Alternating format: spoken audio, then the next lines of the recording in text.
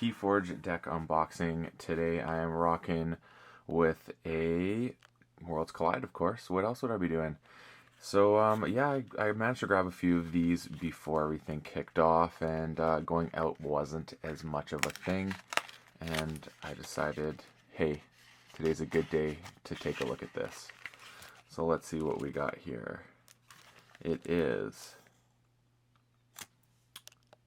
the deck name is Petrosus, what?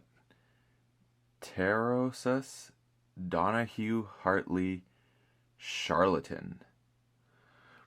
Alright, and the houses are, oh, I'm actually not surprised that they're dinos with the Pterosus thing. So we have Shadows, Saurian, and Untamed. Alright, let's get this packaging off.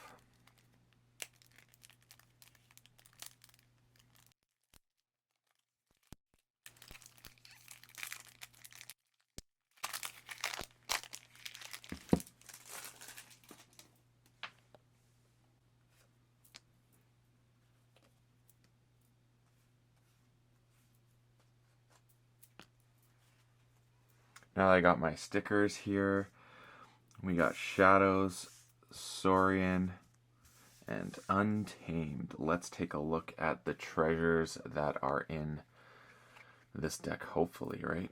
Hopefully we got some treasures. So let's put down the Archon card, and we start things off with Axiom of Grisk, Legatus Raptor, Odiak, Phalanx Strike, Raider Gallum, the Golden Spiral, Regrettable Meteor, Pterodactyl, Primus Unguius, very nice, Senator Baracus, ooh, and now on to Shadows with an Avinda, Breaker Hill, Chimera Eclipse, Mug, Pestering Blow, Trust No One, Umbra, Special Delivery, Whisper, and I think one more, Weezand. Alright, and now we go on to Untamed. We have Ghost Hawk,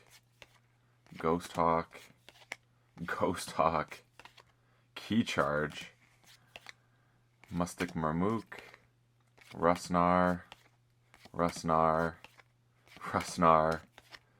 Song of the Wild, Tentatalin, Fangtooth Cavern, and Instrument of Silence. Holy cow, this deck looks like it could be a nutty one. So first off, let's do the usual count. Figure out the creature composition. So we got 1, 2, 3, 4, 5, 6, 7, 8, 9, 10, 11, 12, 13, 14, 15, 16, 17, 18, 19, 20, 21 creatures. So we have 7 in, or 8 in Untamed, 1, 2, 3, 4, 5, 6 in Shadows, and 1, 2, 3, 4, 5, 6, 7 in the Great Glorious Dinosaur Land. So now let's look at Ember Control. So we got here, we have the Marmook as 1 Ember Control card. Then we have, what is Weezand? After a player forges a key, gain 2. If Weezand's on a flank, destroy it. After a player forges a key, gain 2. Huh? Oh, okay, got it. That is pretty sweet. Honestly, this card is like such an enigma. I feel like I've maybe seen it once or twice. I've never played it. After a player forges a key, you just gain 2 Ember. That seems like a really interesting proposition. We're going to explore this in a bit. So we got Whisper for some Ember Control as well. Umbra, of course. Trust No One. Yep. Then we got some Mugs. Breaker Hills to make things work. As that. What else we got? So, do I have a way of protecting the Ember? Well, I guess you could say Primus Unguius is a way that you can protect your creatures because they're going to be so big, but that then basically gets rid of this. Golden Spiral with Primus is great. Phalanx Strike is also great for that. Yeah, and then obviously that. So quite a bit of Ember control in this deck for sure. Looks like a lot of board control as well. So you got Fangtooth Cavern, which I mean, if you get your Primus out, you're pretty much guaranteed that this is never hitting you, which is kind of cool. Then we got for, what else we got for board control? The Murmook, direct damage 4. We have Whisper, Special Delivery, Pestering Blow, and Mugs for some direct damage. Chimera Eclipse. Ooh, this deck is looking pretty juicy, I must say. Regrettable Meteors can be used at the right time. If you get these before your Dino's out, this could be potentially good in a mirror match. You have Phalanx Strike and you have Grisk. And not to mention, this is a fight wanting ability. So that's kind of interesting. There's a lot of things in here that could be very good for that. And then lastly, let's take a look at Amber Generation. Obviously, you have gain Skirmish and Fight. So this is a prime target for our good friend, the Legatus Raptor. What else do we have here for Amber? And then obviously you have Song of the Wild with triple Ghost Hawk. Silly, silly, silly. Reap effects in here. What else do we got for Reap effects? Avinda, Baracus, Unagus. Raider Gallum is one that you could use. So yeah, lots of ways to do that. Yeah, this deck looks real hot. I'm not going to lie. Real hot. Pretty stoked for this. This is going to become a project moving forward, I think. So let's do the breakdown the way I normally do it. I'm looking at the houses. So we're going to start off with Untamed. So mentioned we have the Instrument of Silence, which we'll be using for creatures that have fight abilities. There's a couple in here. Not a lot. I mean, you also have Rustnars, which you could use for some artifact control if you wish. So that's going to be great. Fangtooth pairs really well with the Unagus to make all your creatures really big, so therefore they're not targets. This could be a really fun combo with that. Then you have Tentatlin, which I actually really like Tentatlin as a means of dealing with Edai, so that's always great. Song of the Wild with triple Ghost Hawk is silly, so that could be a way of getting a ton of Ember. And then obviously you have your Rustnars for artifact control. A little bit of key cost control, direct damage with the Murmook. And then you have the Key Charge, which is going to just pair so beautifully with these Ghost Hawks. Like, this is, I'm loving this.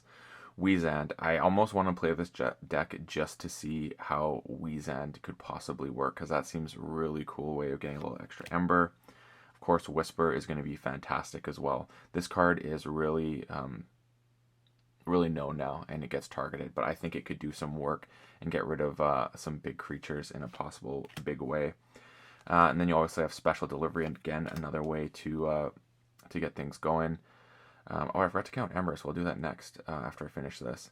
Then you got Umbra, another fight ability, so you may want to even put the Instrument of Silence on this, so then it has Skirmish, well, it already has Skirmish, but I mean, as a target, you could make it so it's stealing 1 and gaining 1, so you're getting 2 Ember every time you use that.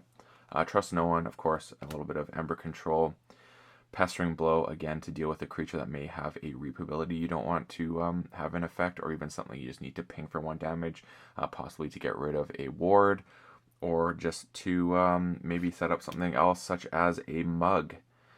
Yeah, move 2, that's pretty sweet. I think Mug's a great card. Move 1 Ember from a creature to your pool, deal 2 damage to that creature. I mean, you could even potentially use this against your own creatures if they have armor and things like that. It could be worthwhile. Chimera Eclipse, great thing to get rid of creatures that may have some Scutums on them, things like that. You can maybe plan around that. Breaker Hill, again, providing some creatures that maybe once they're played, they don't have a lot of utility. Thinking of Weezand here, so then you can make it have an action of Steal 1, which is really cool. As well as some other creatures potentially that could do that.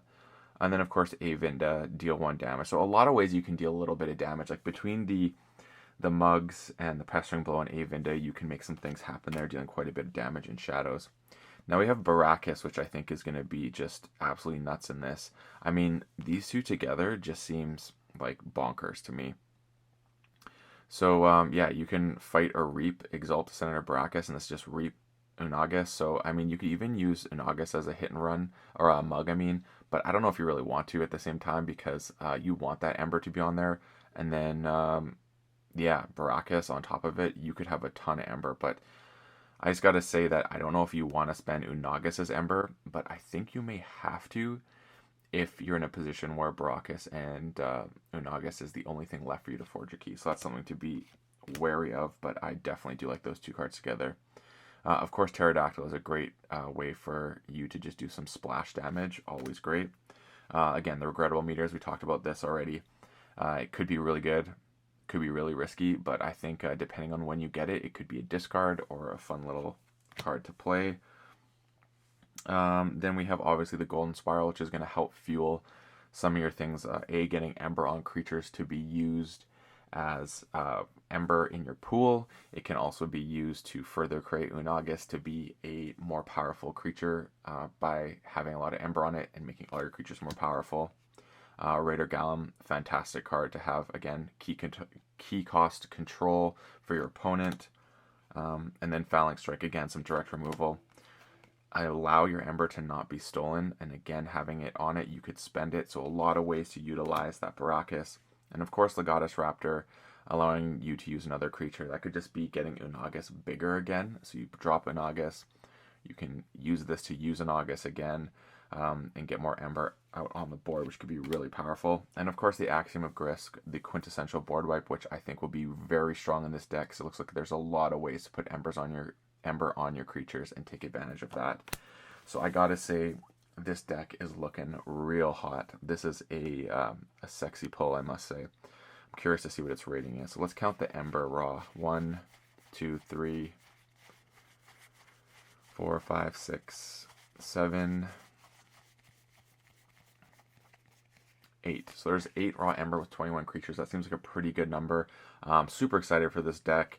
Really excited to see how the Weezan could possibly come into play with a bunch of different things, as well as hoping to use this combo right here of the triple Ghost Hawks into a key charge. Hope you enjoyed this unboxing. This deck got me excited. I don't know how you feel about it, but hopefully we'll get to do a Crucible and Coffee very soon with this deck and showcase it in action. So please do like and subscribe and check out some of those other videos. And as always, may your Ember never be stolen and your keys forged promptly. Have a good one.